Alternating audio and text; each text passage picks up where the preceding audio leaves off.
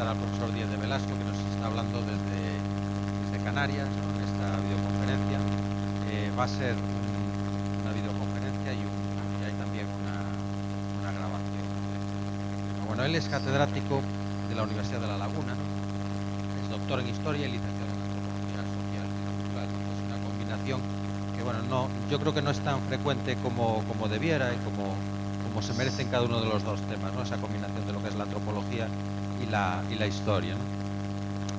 Y bueno, pues tengo como 5 páginas de un currículum abreviado, con lo cual no me puedo permitir leer este currículum, ¿no? Pero tiene un montón inmenso de publicaciones en el tema en el que nos va a instruir hoy. O sea, es, desde mi humilde opinión, pues probablemente es la referencia, el referente en este tema relacionado con el culto a las aguas termales en el mundo antiguo, seguro, ¿no? Editor de la revista Bandue, que es un referente, ¿no?, la revista de la Sociedad Española de Ciencias de las Religiones, coordinador de varios grupos de investigación. Bueno, en fin, es un auténtico lujo y para nosotros, para la biblioteca o para cualquier sitio, que el profesor Díez de Velasco pues intervenga en un acto, ¿no? En el caso de Berín, como estamos convencidos de que Berín puede hablar con voz propia en el mundo del termalismo y sobre todo en su relación con el mundo antiguo, pues yo creo que el profesor va a abundar, ¿no?, en esa idea. Y sin más, pues les dejo con él. Gracias, profesor. Pues muchísimas gracias. Lo primero, decirles que estoy muy contento de poder hablarles de un tema que además es uno de mis temas más queridos. De hecho, el primer artículo que yo publiqué en el año 1985 fue justamente sobre los balnearios antiguos en la Galicia romana.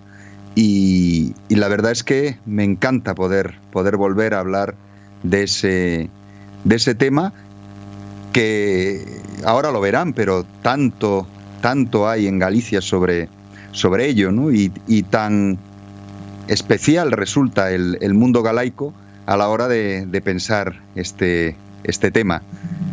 Lo que voy a hacerles, bueno, además de agradecer a la biblioteca, al concello, el que me den esta oportunidad, lo que voy es a trabajar con una presentación que les he preparado en internet, es decir, que pueden ustedes verla sin más. Es una página web, y en esa presentación vamos a trabajar sobre los cultos termales hispanos, los cultos termales en la antigüedad, en el mundo hispano, pero centrándonos, mirando siempre desde el mundo galaico.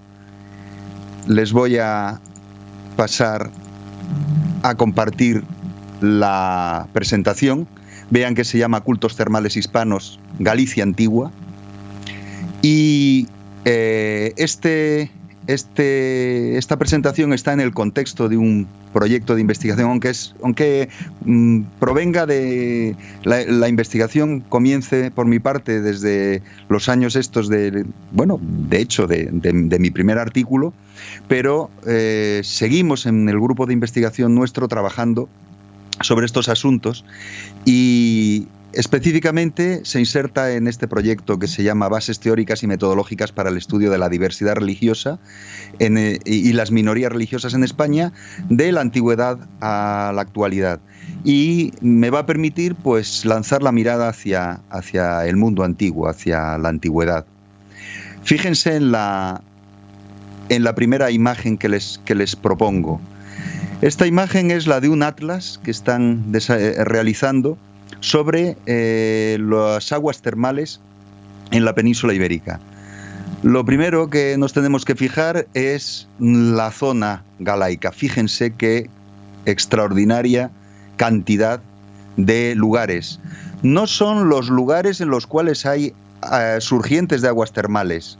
Son los lugares en los cuales hay surgientes de aguas termales, de los cuales se tiene de alguna manera testificación de que se usasen en el mundo antiguo y se usasen en la época romana. Por tanto, la primera idea es la importancia de lo galaico, la importancia del mundo gallego en este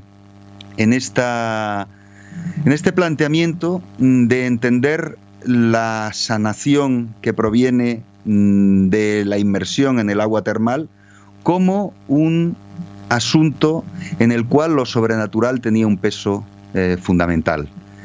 Después de haber visto este mapa que evidencia la importancia de la Galicia antigua en el contexto de los cultos termales hispanos, permítanme empezar con una mirada hacia lo que es el balneario antiguo, lo que es el balneario en la antigüedad. Aunque vamos a terminar justamente lanzando una contramirada respecto de esto. Pero la primera mirada es que el balneario antiguo era un espacio sagrado. O lo sagrado tenía una importancia enorme en ese mundo de las aguas termales. Y la experiencia de la sanación, esa experiencia de la sanación que lo curioso es que podemos sentirla nosotros, la sentimos al utilizar las aguas termales en el presente, es decir, que es una experiencia que nos acerca enormemente a lo que también sentían en el mundo antiguo. Esa experiencia es una experiencia perdurable y quizá esa perdurabilidad es lo que a nosotros nos va a interesar en lo que les propongo. Esa perdurabilidad, pero a su vez la historia siempre es transformación, siempre es cambio. El cambio que hay. Perdurabilidad por una parte y cambio, transformación por otra. Otra idea, y es que los balnearios antiguos presentaban particularidades respecto de algo que era extremadamente común en la vida romana, que se plasmaba en edificios que son extremadamente comunes, que los encontramos en todas las ciudades, que los encontramos en las vilas romanas, que los encontramos en muchos lugares en los cuales los romanos construyeron sus lugares de habitación, que son las termas. Las termas, la vida termal era connatural casi a la vida romana. Y aquí hay una diferencia, porque en el mundo latino no había una palabra especial que diferenciase lo que nosotros entendemos por balnearios de lo que entenderíamos por estas termas. No la había esa palabra, pero sí existía la característica, casi podríamos decir, arquitectónica, la característica del espacio propia del balneario respecto de las termas. En el balneario no hay que calentar el agua. En el balneario no se necesitan esas salas que hay por debajo de las termas, que son los hipocausta. No se necesitaba lo que se llama praefurnia, que eran los hornos en los cuales se calentaba todo este espacio. No se necesitaba. La gente que entraba en ese agua caliente, que era caliente naturalmente, probablemente entendía, por lo menos en la zona galaica y por los testimonios que ahora vamos a ver, muchos de ellos entendían que lo calentaban las propias divinidades, y por tanto que esas aguas tenían un valor diferente al que tenía, un valor mayor al que tenía el agua de la terma, que estaban acostumbrados a utilizarla en algunos casos de un modo cotidiano. La siguiente pregunta es: ¿todas esas divinidades de los balnearios antiguos eran iguales? ¿Eran comparables? Pues justamente el cambio que estamos intentando detectar lo vamos a ver por medio de esa tipología de los dioses a los cuales se da las gracias. Y esa tipología nos va a clarificar algo que ocurrió en el mundo romano, y es que se pasó de lo concreto a lo abstracto. De lo concreto, es decir, del dios que puebla el propio manantial, la propia agua, a lo abstracto, que luego verán que son divinidades que sirven para muchas cosas. Sirven para sanar, pero pueden servir para muchas otras cosas. Y no es lo mismo cuando tú te bañas en un agua termal, agradeces el haberte curado a una divinidad, no es lo mismo que se lo agradezcas a la divinidad que te imaginas que es el propio agua a la divinidad que te imaginas que es una divinidad de ámbito abstracto general. Por ejemplo, Minerva. Minerva era una divinidad de la medicina. Uno de sus epítetos era médica, pero era muchas otras cosas, muchos otros epítetos, tenía muchas otras funciones. En cambio, cuando hablamos de una divinidad concreta, hablamos de la divinidad que vive en el propio manantial. ¿Qué vamos a usar como guía documental principal? Pues la epigrafía. La epigrafía, tenemos la enorme suerte de que lo que vemos es lo mismo que grabaron los antiguos. La misma piedra, las mismas piedras con las mismas inscripciones que ellos mandaron grabar. Es como si 2000 años pasasen en una mirada. Así como si necesitásemos usar de literatura, hubiésemos tenido que utilizar documentos que habían copiado unos y otros después, porque se deteriora el papiro, se deteriora el pergamino y no dura más de unos pocos cientos de años. En cambio, aquí con la piedra tenemos la suerte de su perdurabilidad enorme. Vemos lo mismo que ellos hicieron, lo mismo que grabaron. Y además tenemos la enorme suerte de que nos ofrece mucha información. Y esa información la entendemos porque está en una lengua que conocemos, que es el latín. Así como otras lenguas de otras zonas no las conocemos, el celtíbero no lo conocemos adecuadamente, el latín sí. Y por tanto somos capaces de entenderlo. Casi se darán cuenta que cualquiera de ustedes, por lo sencillas que suelen ser las inscripciones y lo sencillos que son las palabras que portan, cualquiera de ustedes, aunque tengan casi olvidado el latín que aprendieron a lo mejor en el bachillerato o cuando fuera, serán capaces de seguir lo que esas inscripciones dicen. Es decir, que nos hablan directamente. Es algo que no todas las veces lo podemos encontrar de esa misma manera. Lo que vamos a hacer es centrarnos exclusivamente en la epigrafía, es decir, en esa documentación que nos aparece en contextos termales indudables, en contextos termales seguros, es decir, muy cerca de donde brota el agua termal y muy cerca o en las inmediaciones de donde estaban los balnearios antiguos, para así no entrar en incluir otros dioses que podían estar en los alrededores, puesto que los romanos y los galaicos daban culto a una enorme cantidad de dioses. Entonces vamos a centrarnos en este acopio documental que vamos un poco a ver, solo en unos documentos que no tengamos la menor duda de que se relacionen directamente con el agua termal. Es decir, que no quepa la menor duda que estamos trabajando con dioses de las aguas termales. Una topografía especial, sin duda, es donde han aparecido esos epígrafes. Esa topografía en que con un espacio natural muy particularizado y diferente de otros espacios acuáticos también. Los romanos eran muy dados, y las poblaciones del mundo antiguo, pero los romanos en particular, eran muy dados a transportar el agua. Y eran capaces de hacer acueductos que llevaban el agua, tenían un gusto especial porque el agua fuese lo más pura y lo más sin contaminación posible. Eran capaces de hacer acueductos de 30, de 20, de 50 kilómetros, mover el agua por medio de conducciones hasta donde ellos estimaban oportuno. Eso no ocurre con las aguas termales. Las aguas termales están atadas a la topografía, al lugar preciso donde aparecen. Y por tanto, no tenemos la posibilidad de que manipulen, como manipulaban tanto en época romana, las aguas, llevándolas donde ellos querían. No, aquí tenía que ir la gente donde emanaba el agua. Es una experiencia poco manipulada.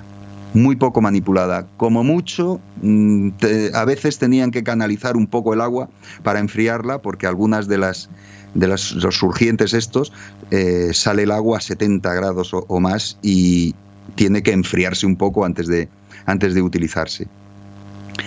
Por tanto, estamos con topografías especiales. Añadan el agua que sana con los lugares que algunos son fascinantes, de una fuerza telúrica fascinante, donde aparece esos surgientes.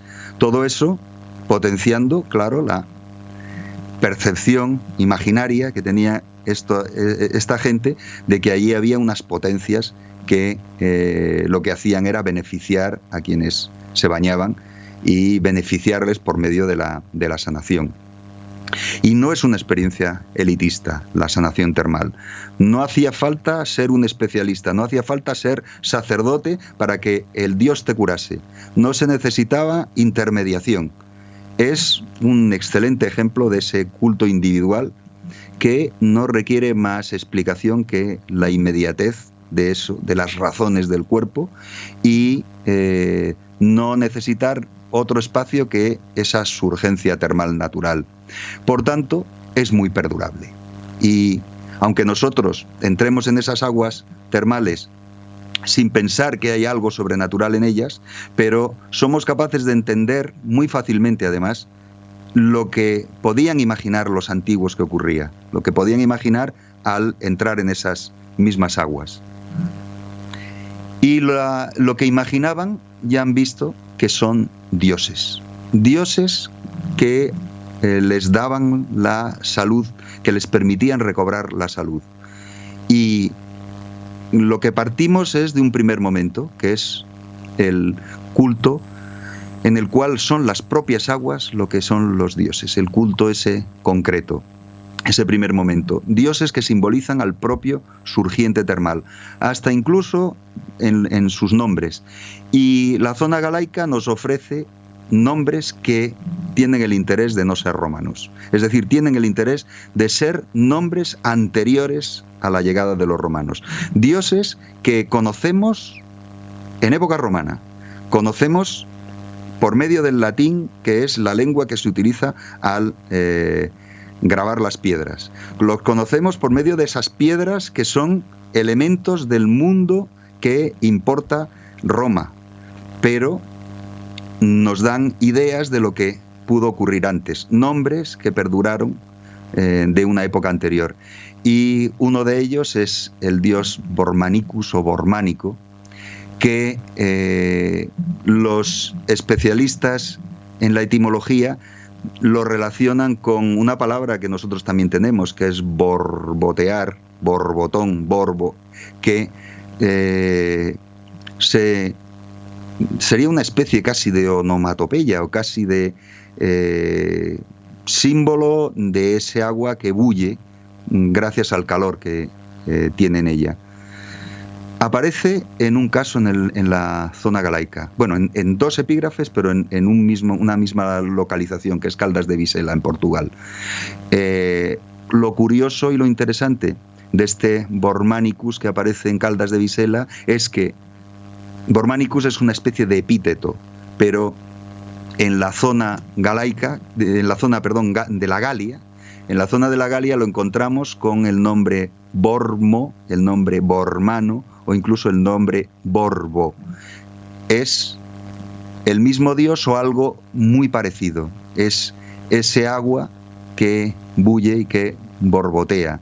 Interesante que esté en Galicia y en la Galia, en esos dos lugares. ¿Cómo ha llegado de un sitio a otro y de dónde sale, dónde fue primero? No lo podemos saber. Es como otro más de los interrogantes que tenemos en este asunto y que no podemos extraer una conclusión definitiva. Lo que sí que podemos extraer es por lo menos una pregunta respecto de este mundo, antes de los romanos, este mundo de conexiones entre unas zonas y otras, antes de que llegasen los romanos y se superpusiesen sobre él. Bormanicus, por tanto, es una divinidad prerromana. Es una divinidad de la cual tenemos dos ejemplos. Este es uno de ellos, que pueden ver. Fue encontrado en el baño del médico de Caldas de Visela, o sea, no puede ser más evidente el lugar, en el propio baño surgiente del agua termal en 1841. La factura es una factura nada sofisticada y dice unas cuantas palabras. Medamus es la primera, medam en la primera línea, ius en la segunda, medamus es el nombre de la persona. Tenemos el nombre de este galaico que se metió en el agua termal de Caldas de Visela y ahora verán que se curó. Sabemos que se llama Medamus. Camali quiere decir, o sea, da su nombre y el nombre de su padre, que se llamaba Camalo. Ambos nombres célticos, ambos nombres prerromanos. O sea, no es un ciudadano romano, no es un romano desde el punto de vista de su privilegio jurídico, es un indígena y tiene esos nombres que no son nombres romanos. Y luego, tercera línea, Bormani, que termina en la cuarta, co. Bormánico, dedicado a Bormanicus, en honor de Bormánico. Y luego unas letras que aparecen mucho en estas inscripciones, que son inscripciones votivas, es decir, que son exvotos. Votum, el voto, solvit, cumplió, libensmérito, de buen grado, o de buen ánimo, en otros lo aparece así. Es decir, Medamo, hijo de Camalo, lo dedica a Bormánico y cumple con ello el voto de buen grado. ¿Qué es lo que hacían? ¿Qué es lo que nos está reflejando esta inscripción con estas pocas palabras? Pues todo un ritual. El ritual consistía en que, en este caso, le pides la sanación, estás enfermo y pactas con el dios, en este caso con Bormánico. ¿Por qué pactas con él? Porque es el dios del lugar. Te fías de ese dios que ha sanado a generaciones y generaciones antes que tú y, por tanto, lo utilizas el mismo nombre tradicional para hablar de él y agradecerle. No vaya a ser que no te cure, uses otro y no te cures. Entonces va a lo seguro. Y lo que hace es pactar con el dios. Si me curo, si al entrar en el agua termal me curo, te haré una piedra agradeciéndolo. Y eso es lo que quiere decir. Votum solvit, cumplió el voto. Hace el voto de hacerle una piedra y lo cumple de buen grado, puesto que se ha curado. La siguiente inscripción es muchísimo más complicada y compleja. Y también está dedicada a Bormánico. Lo pueden ver aquí, Bormánico. También el votum solvit merito libens,